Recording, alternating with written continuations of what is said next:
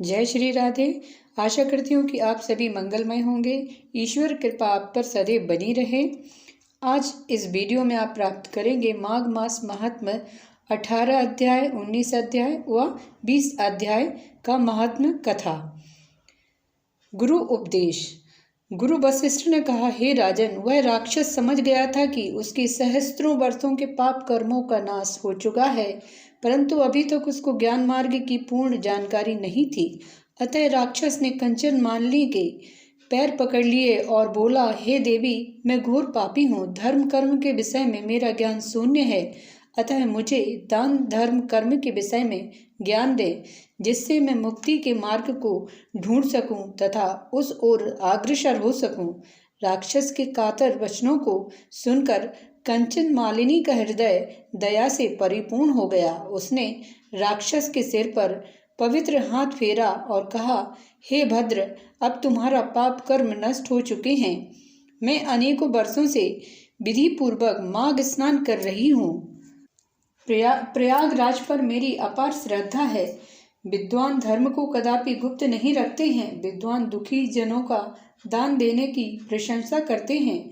जिस प्रकार समुद्र में होने वाली वर्षा का कोई उपयोग नहीं है, इसी प्रकार धर्म को गुप्त रखने का कोई महत्व नहीं है। अहिंसा सर्वोत्तम है। साधु संतों की सेवा, सज्जन समागम, काम वासना का हनन, निंदा का त्याग, सत्य भाषण, दीन दुखियों की सेवा तथा भगवान विष्णु और शंकर भगवान की आराधना सर्वश्रेष्ठ धर्म है। माया व ममता का त्याग सर्वश्रेष्ठ है। धर्म, तप, उपकार व दया प्रत्येक प्राणी के आभूषण हैं। अतः हे भद्र, अब तुम अनेक वर्षों तक शुभ कर्म करते रहो और देवलोक का आनंद प्राप्त करते रहो। 18वां अध्याय समाप्त होता है। अब सुनिए माघ मास महात्म्य 19वां अध्याय, गंधर्व कन्याओं के कारण अग्नि ऋषि का आदर्श होना। वशिष्ठ जी बोले, हे राजन, माघ स्नान करने वाले प्राणी के पितर उत्तम गति को पाते हैं। माघ स्नान की महिमा अगाध है। इसमें जप, तप, दान, पूजन तथा स्नान करने वाले प्राणी अहोभागी हैं। उनके पाप नष्ट हो जाते हैं। माघ स्नान के पश्चात जो प्रभु के चरणों को पूजते हैं, वे स्वर्ग के दिव्य सुखों का उपयोग करते हैं तथा अपने वंश का उद्धार करते हैं। जिस प्रकार एक छोटी सी चिंगारी बड़े से बड़े काठ को राख में परिवर्तित कर देती है, उसी प्रकार एक साधारण केवल माघ मास के स्नान से अनेकों जन्मों के पाप नष्ट हो जाते हैं।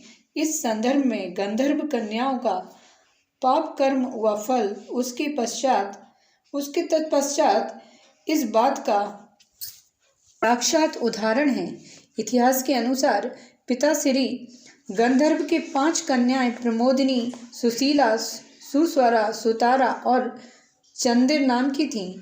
वे अत्यंत रूपवती तथा नाच व गायन विद्या में परिपूर्ण थीं। एक दिवस माघ मास में वे एक निर्मल सरोवर के निकट पहुंची। उन्होंने मिलकर गौरी की प्रतिमा का निर्माण किया तथा पूजन निमित्त बाग से पुष्प तोड़ लाईं। स्नान करके उन्होंने गौरी का पूजन किया तथा प्रतिमा के सम्मुख नाचने लगी। उस स्थान के निकट ही वेद ऋषि निधि का आश्रम था। वे निधि ऋषि का एक पुत्र अग्नि में ब्रह्मचारी था। अग्नि में ब्रह्मचारी वेदों का ज्ञाता, अति सुंदर व हष्ट-पुष्ट शरीर युक्त था। उसको मनोहर रूप से देखकर वे कन्याएं समझी कि गौरी पार्वती ने प्रसन्न होकर उनके लिए वर भेजा है। अग्निमय ऋषि इन सब बातों से बेखबर स्नान ध्यान से निवृत्त होकर पूजा में लीन हो गए। पूजा के समय गंधर्व कन्याओं की बातचीत अग्निमय ऋषि के कानों में पड़ी, जो आपस में कानाफूसी कर रही थीं कि इस वर पर उनका अधिकार है। अग्निमय पशुपस पड़ गया और योग बल से अंतर्ध्यान हो गया। देव कन्याओं ने देखा कि जिस सुंदर ब्रह्मचारी के ब्रह में सब आपस में झगड़ रही थीं, वो तो गायब हो गया है। उनके चेहरों पर विषाद उभर आया और चुपचाप घर लौट गई। 19वां अध्याय समाप्त होता है। अब सुनिए माघ मास महात्म्य 20वां अध्याय। गंधर्व कन्याओं का श्राप देना। वशिष्ठ जी बोले, हे राजन, गंधर्व कन्याओं की माता ने उनसे देर से आने का कारण पूछा तथा चुपचाप होने का कारण जानना चाहा। उन्होंने माता को कहा, हे माता, खेलते रहने के कारण देर हो गई और वे थक गई हैं, परंतु उन सबके हृदय में अग्नि ऋषि का मोह जागृत हो चुका था। उन्होंने रात्रि करवटें बदलते बदलते काटी तथा प्रातः उठकर सरोवर की ओर चल दी। उन्हें सरोवर के निकट ऋषि पुत्र दिखाई दिया। उन्होंने ऋषि पुत्र से कहा कि वे उनसे किसी को भी अपने जीवन साथी के रूप में चयन कर ले तथा विवाह कर ले। ऋषि पुत्र आश्चर्यचकित रह गए। उसने कहा, हे देवियों, अभी वह गुरुकुल का शिष्य है तथा ब्रह्मचारी हैं, अतः विवाह का प्रश्न ही नहीं है। इस पर गंधर्व कन्याओं ने समझा कि वे बहाने बना रहे हैं, अतः उसके पीछे पड़ गईं। उसको चारों ओर से घेर लिया कि उसको उनमें से किसी एक का चयन करना ही पड़ेगा। ऋषि कुमार चिंता में पड़ गया। उसने कहा, हे सुंदरियों, वक्त आने पर तथा वेद अध्ययन के पश्चात ही मैं गृह आश्रम में प्रवेश कर सकता हूँ, अतः उनका इस प्रकार व्यवहार करना उचित नहीं है। परंतु वे गंधर्व कन्या आसक्त होकर ऋषि कुमार के पीछे पड़ गईं। इस पर ऋषि कुमार को प्रचंड क्रोध आ गया तथा श्राप देते हुए बोला, तुम पिशाचिनियों की तरह मेरे पीछे पड़ गई हो, अतः तुम तुरंत पिशाचिनियां बन जाओ। ऋषि कुमार के श्राप से उन गंधर्व कन्याओं का रूप बदलने लगा, तो वे भी क्रोध से कांपते हुए बोली, हे अन्यायी, तू भी पिशाच योनि में परिवर्तित हो जा, हमारा तुझे श्राप है। इस प्रकार वे गंधर्व कन्याएं तथा अग्नि ऋषि कुमार पिशाच योनि को प्राप्त हो गए तथा सरोवर के निकट ही भटकने लगे। पिशाचों के कारण उस सरोवर के निकट स्नान ध्यान करने वालों ने वह स्थान त्याग दिया। एक दिवस लोमिश ऋषि पौष की चतुर्थी को उस स्थान से निकले। सरोवर को देख उन्हें स्नान करने की इच्छा प्रकट हुई।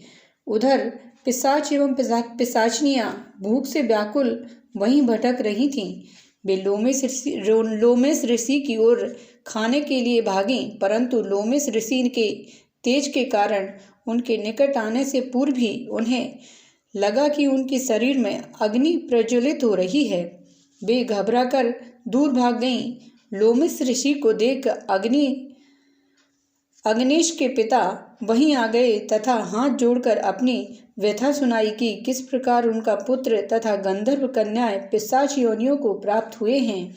हाथ जोड़कर अत्यंत विनम्र भावना युक्त वचन बोलते हुए अग्नि के पिता बोले, ऋषिवर, आप श्राप से नष्ट होने का उपाय बताएं तथा इनके दुख को नष्ट करने की कृपा करें।